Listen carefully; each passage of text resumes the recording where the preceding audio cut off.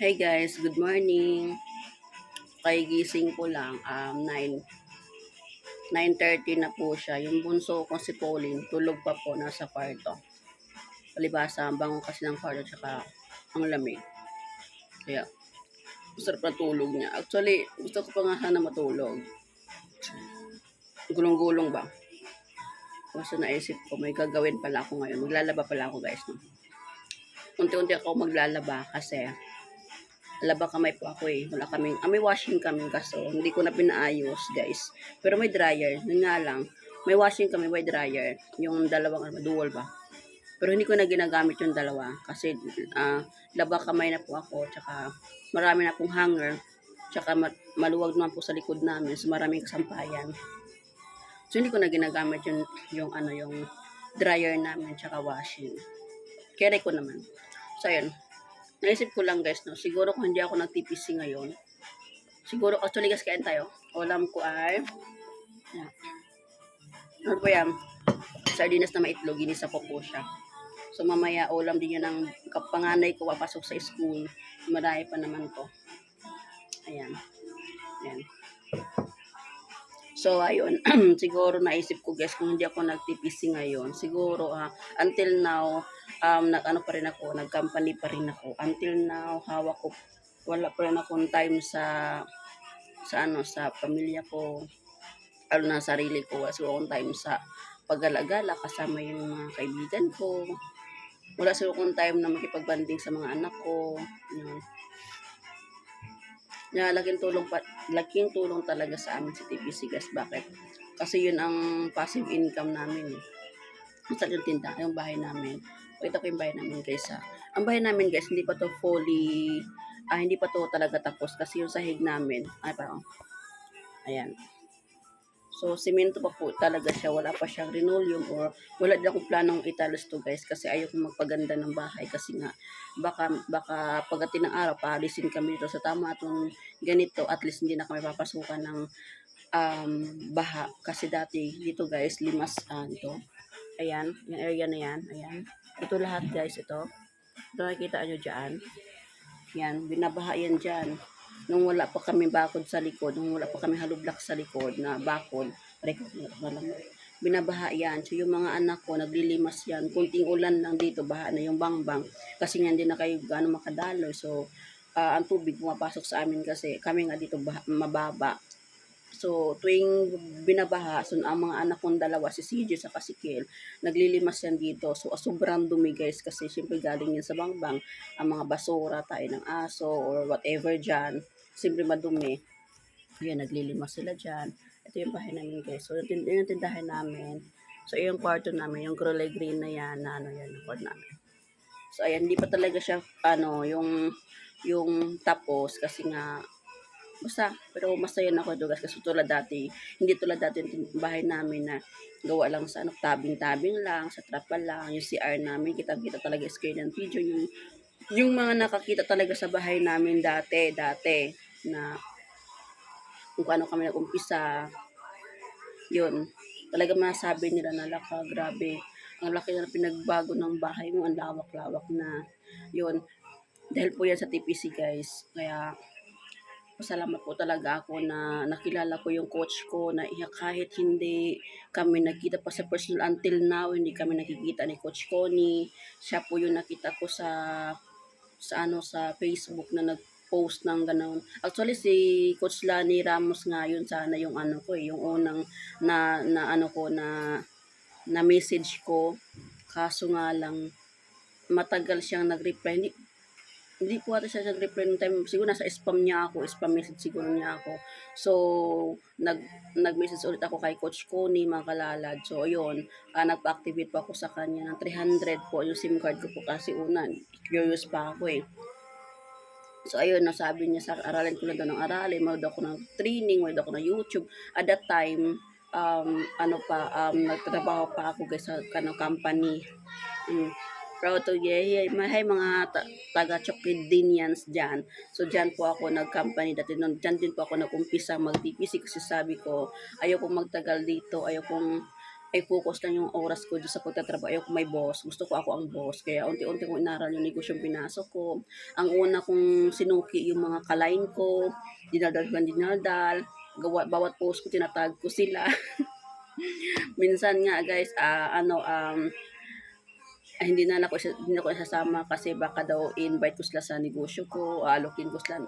Yes, inaalok ko talaga sila. Even though meron ako mga team na kaano ko dati, ka workmate ko dati, Hello Coach Grace, isa na siya sa mga ah, bigating dealers ko ngayon. Isa na siya sa talagang agila ko sa team ko, si Coach Grace Magdamit. Hello Coach, ingat ka dyan lagi Coach ha.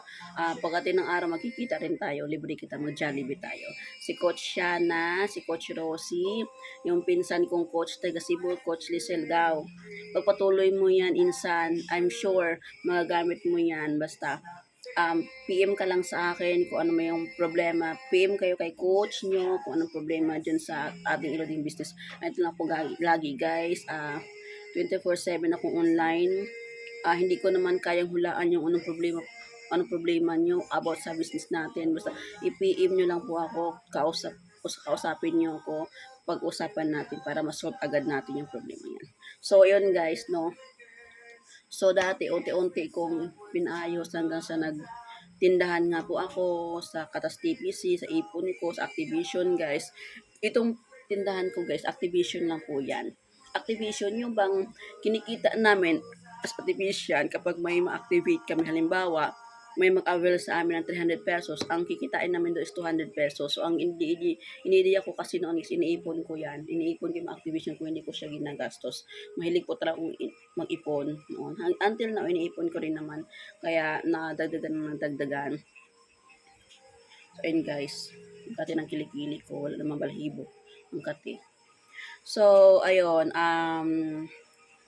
Siguro, kung hindi ako nagtipising ngayon, until na bumabangon pa ako ng maaga, ng madaling araw, alas 3 or alas 4:30, para maligo, para pumasok. Ganun po ang routine ko lagi siguro kung hindi ako nag-TPC. So, I decided na mag-resign sa company kasi guys ako yung tipong employee na hindi takot lumaban, yung kahit ng HR noon kinukontra ko nga basta pag alam kong nasa tama ako, talaga nangangatwiran po talaga ako. That time meron akong company pinasukan na sinagot ko yung line leader ko, pina-HR ko siya.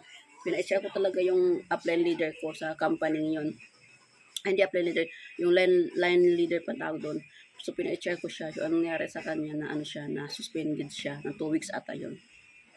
Hindi ako takot guys na mga tuwiran o basta alam ko na sa tama ako. Yun din ang dahilan ko na baka mamaya makahanap ako ng kalaban dun sa company kasi nga ayoko kasi yung porkit empleyado ka pa, minamaliit ka nila. Ayoko nang ganon. So I decided na mag-focus na lang sa negosyo ko.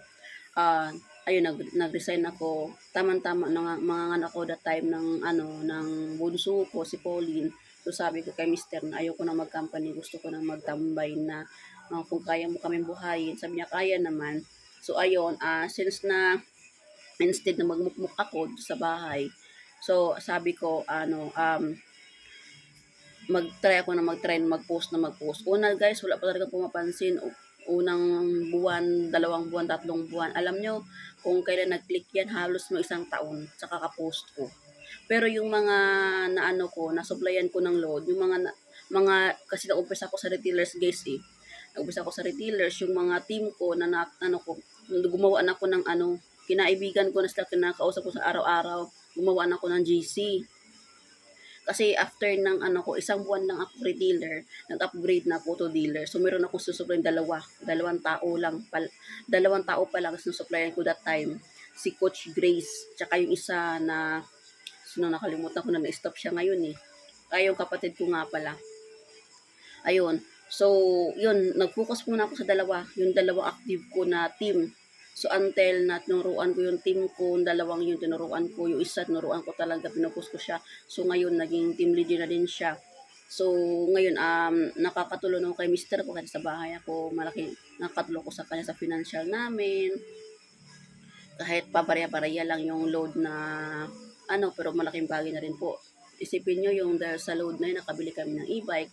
Dati pangarap lang namin na magkaroon. Actually guys, ang pangarap ko talaga noon is magbilhan ko magbili ako ng motor, single. Kasi ang mga Honda Click ganon or kahit Mio na lang or kasi yung pinakamura. Pero siguro meron talagang time everything na hingiin mo kay Lord. Merong perfect timing, merong um ayun nga, perfect time kasi may binigay man siya pero hindi angkop doon sa hiniling ko. Siguro tulad nga ng sabi ko, tulad ng sabi ni Lord na kung humiling ka man, hindi pa niya binigay, kung ano man binigay sa hindi angkop sa hiniling mo, magpasalamat ka pa rin kasi ibibigay at ibibigay talaga ni Lord yan. Basta meron kang patience sa puso mo, sa isip mo. Kailangan nandun yun kasi ibig sabihin yan, nire-ready ka lang ni Lord sa mga bagay na ibibigay niya sa'yo. Baka mamaya kasi hindi ka ready, bigla kang bumitaw, di ba? So, ayun. Actually guys, marami pa akong ikukwento sa inyo eh. Dumating din ako sa punto na in-Indian, yung hindi ako sinisipot ng mga client ko na nag-avail. Minsan marami din ang rejection, sobra.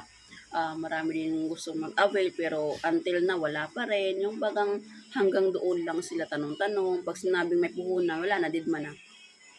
Okay lang kasi ganun talaga sa negosyo guys eh. Pag ayaw, di sigaw ka lang ng next. Huwag mo i-focus yung sarili mo sa taong yan. Huwag mo i-focus sa sarili mo yung kasi yung mga tao kakilala mo kasi billion ang tao sa mundo. So meron naman tayong social media, meron tayong Facebook. So pwede ka mag-promote doon, pwede ka mag-post doon. Ika nga, kapag mag-business ka, hello strangers tayo, hindi mo talaga tayo mag-focus sa ating mga kamag-anak kakilala. Kasi halos kadalasan dyan, dididmahin ka lang. So ngayon, ngayong work at home na ako, TPC na ako, proud to say Lord sa Prayer Nation, mas marami na po ko sinusuplayan. Yung ibang tindahan sa amin, sa Karatig, doon, kapitbahay nga o yung bahay, dito sa lugar namin, sa Santa Rosa, meron ako susupply mga tindahan dito. Minsan lumalabas ako, kinukulit ko yung mga nila, hindi naman inuutang nila guys, hindi talaga nangungutang yung team ko. Proud ako sa mga team ko na kahit ganito ako, kahit alam nilang dragon ng upline nila, talagang hindi sila nangungutang maski piso. Talagang minsan pag lumalabas ako, pinupuntahan ko yung mga team ko na may tindahan, tinatanong ko kung magpapaload wallet ba, ngayon. Dito sa amin, may walk-in din ako member, pupunta dito, madam, PLC ako, ate, PLC, ganun mga team ko guys, mga bait guys, sobrang bait nila, tsaka proud to say, kahit ganito lang ako, kahit ganito lang bahay namin, pero may mga team ko guys, mayayaman, may kotse, promise, meron akong team dyan, member dyan na mayaman, hindi lang siya talaga, hindi talaga siya showy, hindi lang talaga siya taga-focus, doon na siya nag-focus sa paglo-load. Kaya meron ako mga team na going to dealer. So, hello, congrats advance sa inyo. Hindi ko muna kayo i-mention. Pero, masasabi ko lang, ituloy niyo po yan. Kasi ang gusto rin ng apply niyo is kumita rin kayo katulad ko. Okay? So, ayun, happy ako kasi nagagawa ko na yung gusto ko. At kapag night day o night chill, pwede ko magawa yun kasi pinapayagan naman ako ng mister ko kasama yung mga tropa ko, kaibigan ko, jamming. So, ayun, dati guys, di ko nangagawa yun. Nangagawa ko na din yung i-reward yung sarili ko na bumili ng mga gamit para sa akin. Nagawa ko na yung pagpariba ng buhok ko, nagawa ko na yung magbili ng mga alahas sa sarili ko. Dati hindi ko pa nagagawa yan kasi naano nga ako kasi nag-company lang ako, anytime pwede ako matanggal, anytime pwede mawala ang trabaho ko, saan pambayad ko, di ba? So instead na magbumasos ako, inipon ko na lang ng inipon. So ngayon, nakakabili na ako ng gusto ko. So proud na proud ako sa sarili ko at proud na proud din ako sa TPC kasi nandyan nakakatulong po talaga sila sa kapwa ko, sa mga kapwa-tao na gusto rin kumita kahit hindi nakapagtapos sa pag-aaral. Okay. So, yun lang po guys sa mga TPCians dyan. Kung ikaw ay nasa TPC na, mag-focus ka lang sa TPC mo. mag-post ka, huwag kang mahiyang mag-post ng mga barya-barya mong kinikita kasi lahat po ng tipisyan diyan po nagsimula sa barya. Even ako, nagsimula po ako sa 3 pesos. Tingnan niyo naman 3 pesos ko ngayon, oh. Yung bahay namin naging ganyan na, naging sementado na, hindi na kaya nakapasukan ng tubig dito guys pag binabaha. Through Katas TPC yan. Amen, amen.